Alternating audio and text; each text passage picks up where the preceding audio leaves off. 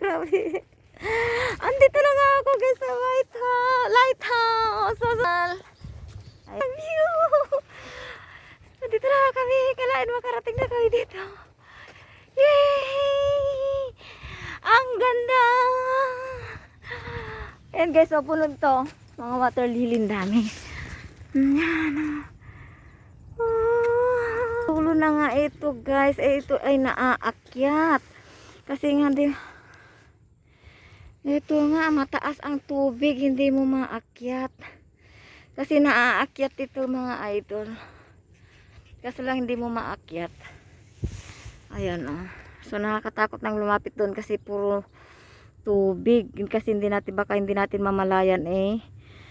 Naangat na pala ang tubig guys. Ayan.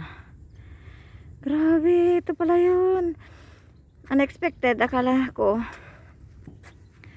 walang tubig sa paligid niya. Parang yung pala puro tubig pala ito mga idol. Ang ganda. Ayan o, tingnan mo. Kasi lang walang katao-tao gawa ng ayan o.